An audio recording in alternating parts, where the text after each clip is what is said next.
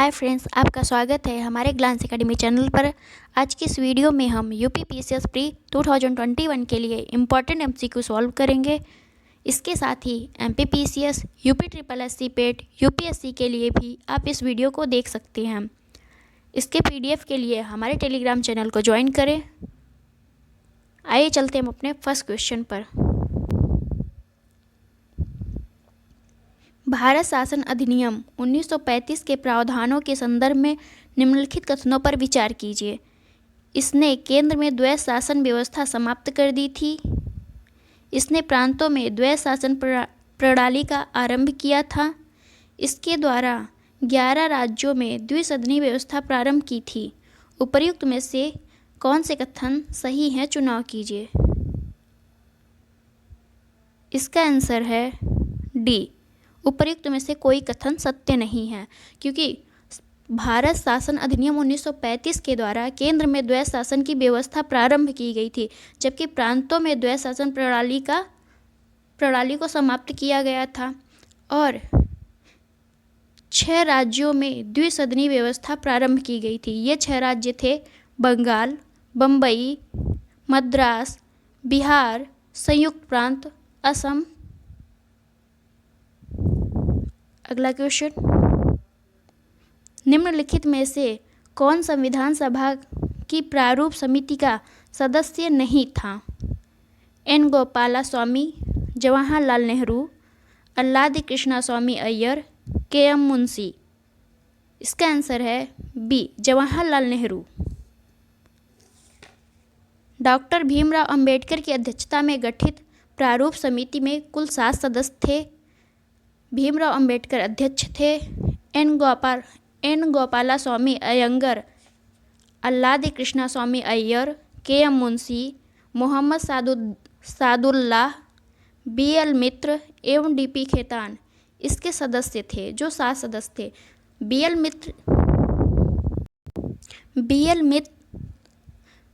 L मित्र के स्थान पर एन माधवा राव तथा डीपी खेतान की मृत्यु के बाद टीटी कृष्णाचारी को सदस्य बनाया गया। अगला क्वेश्चन, संविधान सभा में अनुसूचित जनजाति के कितने सदस्य शामिल थे?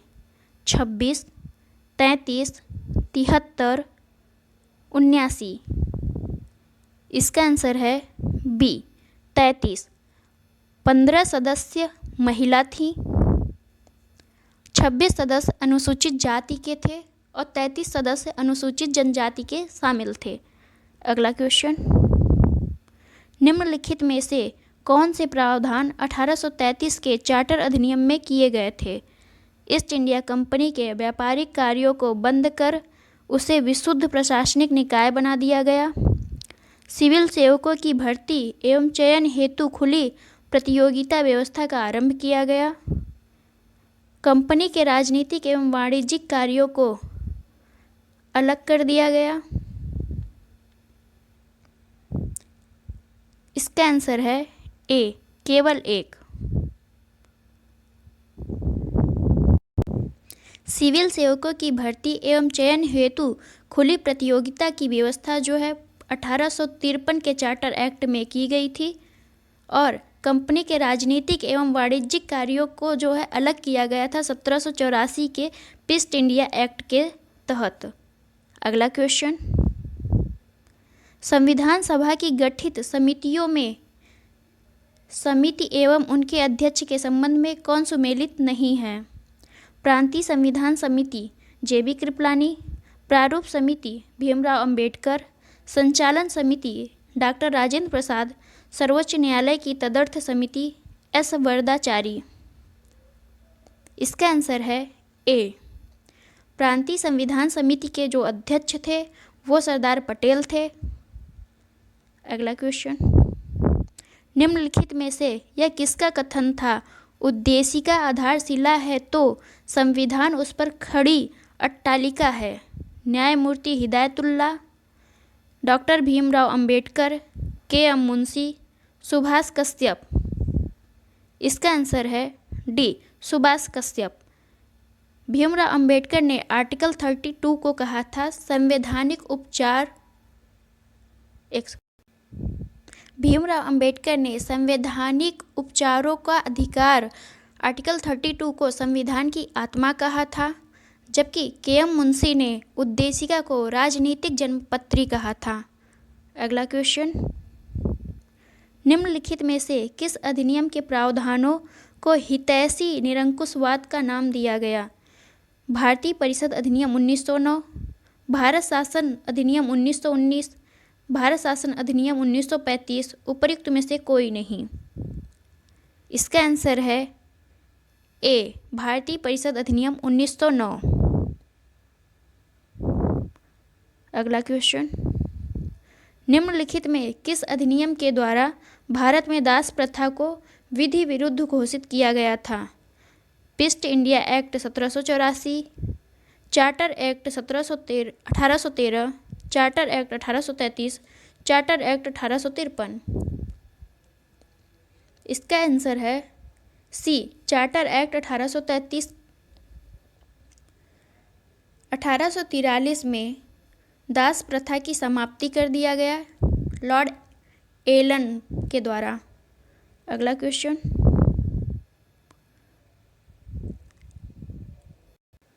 भारतीय संविधान की कौन सी विशेषता संसदीय संप्रभुता के सिद्धांत के विपरीत है? संवैधानिक सर्वोच्चता का सिद्धांत, शक्तियों के पृथक्करण का सिद्धांत, न्यायिक समीक्षा का सिद्धांत, उपर्युक्त सभी। इसका आंसर है डी, उपर्युक्त सभी। अगला क्वेश्चन, भारतीय संविधान की प्रस्तावना में उल्लिखित न्याय शब्द के संदर्भ में क्या सत्य है? प्रस्तावना में न्याय शब्द 3 भिन्न रूपों सामाजिक, आर्थिक, राजनीतिक रूप में व्यक्त किया गया। इनकी सुरक्षा मौलिक अधिकार व नीति निर्देशक सिद्धांतों के विभिन्न उपबंधों के जरिए की जाती है। सामाजिक, आर्थिक, राजनीतिक न्याय के इन तत्वों को फ्रांसीसी क्रांति से लिया गया। इसका आंसर है ए, 1 और 2 सही है। सामाजिक न्याय का अर्थ है व्यक्ति के जाति, रंग, धर्म, लिंग के आधार पर बिना भेदभाव किए समान व्यवहार करना। आर्थिक न्याय का अर्थ है किसी व्यक्ति के आर्थिक कारणों के आधार पर भेदभाव नहीं किया जाए, जैसे संपदा, आय, संपत्ति आदि। राजनीतिक का अर्थ है हर व्यक्ति को समान राजनीतिक अधिकार प्राप्त हो, और यह जो है रूसी क्रांति से लिया गया था, ना कि फ्रांसीसी क्रांति से। अगला क्वेश्चन, निम्नलिखित में से कौन सा प्रावधान भारतीय संविधान की एकात्मक विशेषता के विरुद्ध है? आपातकाल का प्रावधान, केंद्र सरकार के एजेंट के रूप में राज्यपाल की नियुक्ति, अखिल भारतीय सेवाएं, स्वतंत्र न्यायपालिका का प्रावधान। इसका आंसर है डी, स्वतंत्र न्यायपालिका का प्रावधान। स्वतंत्र न्यायपालिका का प्रावधान एक संघीय व्यवस्था की विशेषता है, ना कि एकात्मक की।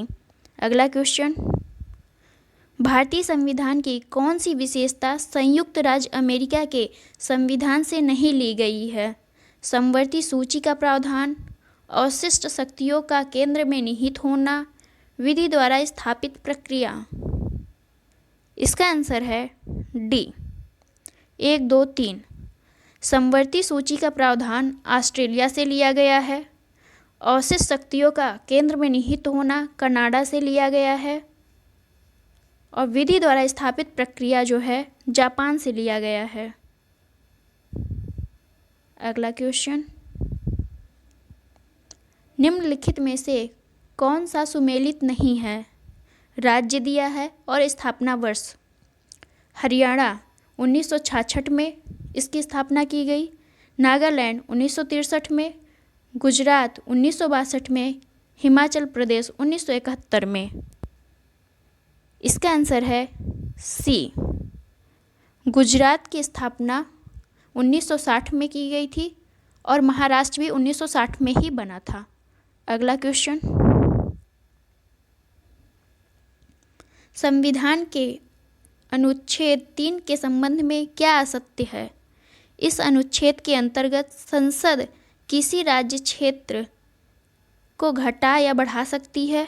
किसी राज्य की सीमा में परिवर्तन भी इसी अनुच्छेद के द्वारा किया जाता है।